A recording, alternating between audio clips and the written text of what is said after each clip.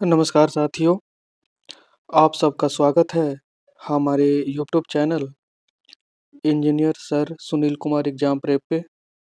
साथियों, आज हम इंटरनेट ऑफ थिंग्स के कुछ मोस्ट इम्पॉर्टेंट एमसीक्यू को देखेंगे जो किसी भी competitive exams like BPSC, TRE, estate, KVS, NBS, D triple SB, EMRS और इंटरव्यू के लिए काफ़ी इम्पोर्टेंट टॉपिक है।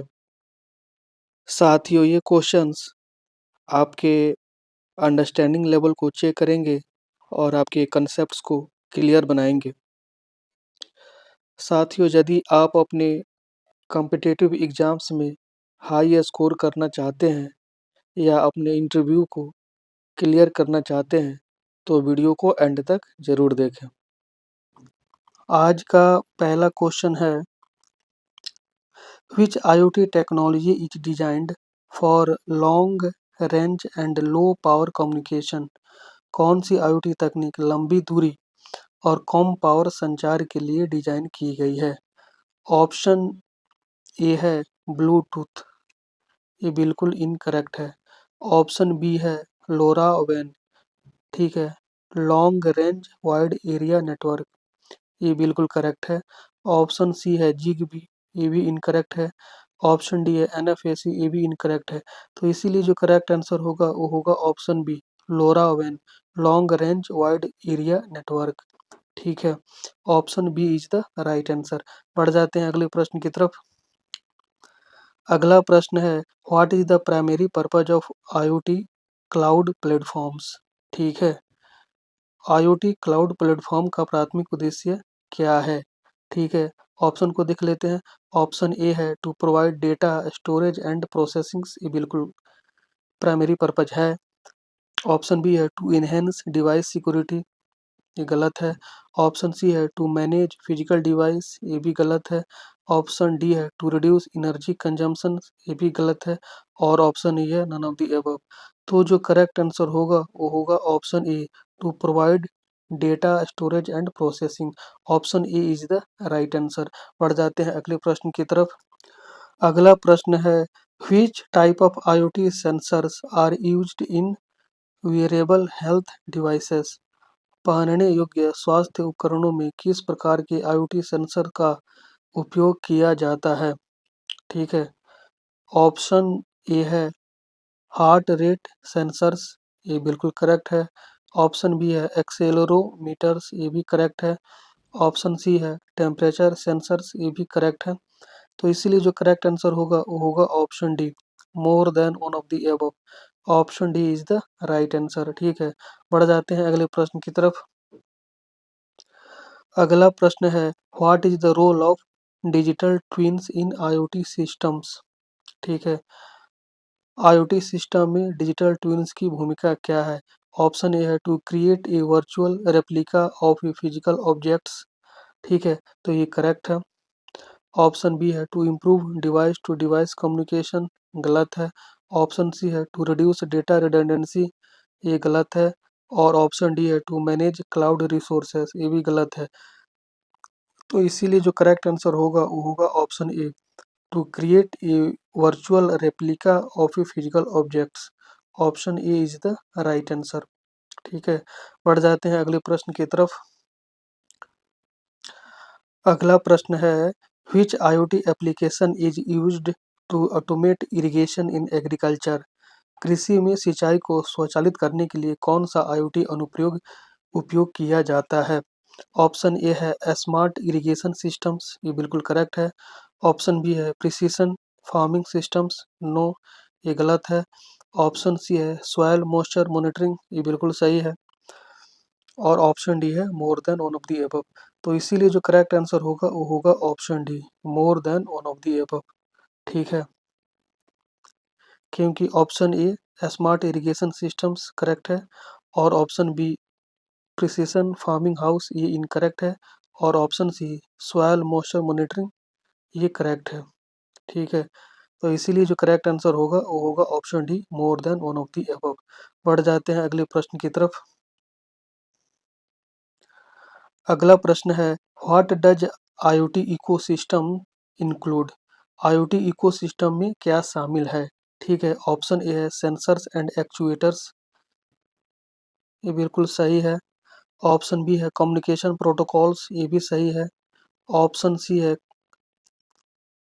क्लाउड एंड डेटा एनालिटिक्स, ये भी सही है।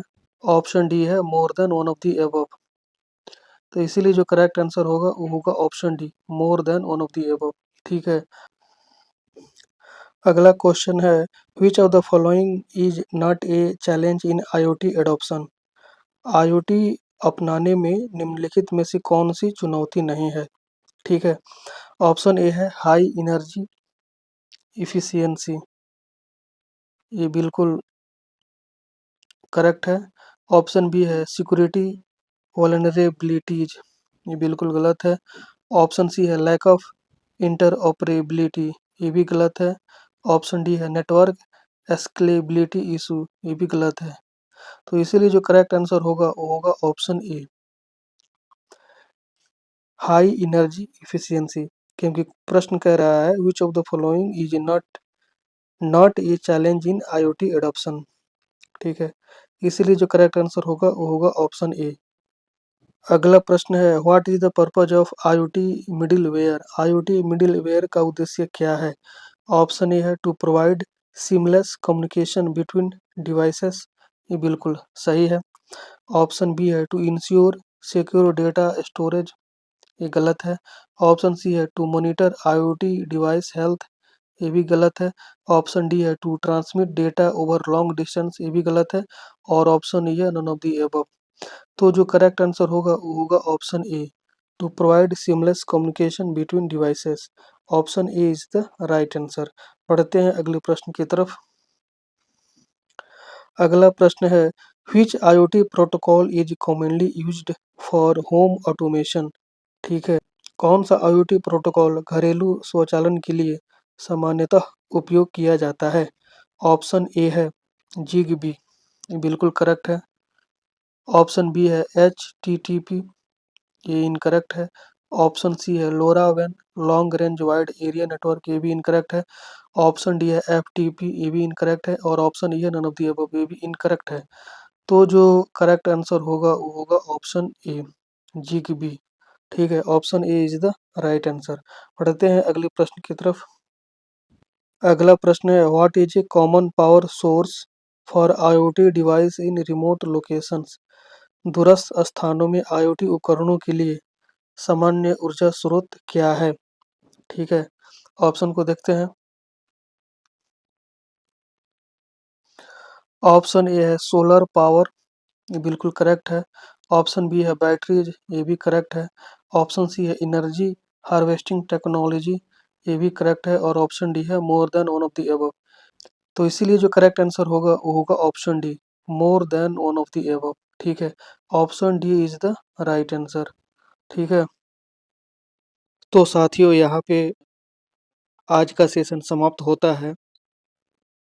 साथियों आज के सेशन में हमने इंटरनेट ऑफ थिंग्स के कुछ मोस्ट इम्पॉर्टेंट MCQ को देखा। साथियों आप भी इन क्वेश्चंस की प्रैक्टिस कीजिए और अपने डाउट्स को क्लियर कीजिए। साथियों यदि आपके पास कोई डाउट हो या क्वेरी हो तो नीचे कमेंट बॉक्स में ज़रूर लिखें। साथियों यदि आज का सेशन आपको अच्छा लगा हो तो वीडियो को लाइक करें, अपने दोस्तों के साथ शेयर करें और बेल आइकन को दबा के चैनल को सब्सक्राइब करें ताकि इसी तरह की हर एजुकेशनल वीडियो की अपडेट की नोटिफिकेशन आपको सही टाइम पे मिल सके। मिलते हैं अगले सेशन में एक नए टॉपिक के साथ। तब तक keep learning and keep growing. धन्यवाद।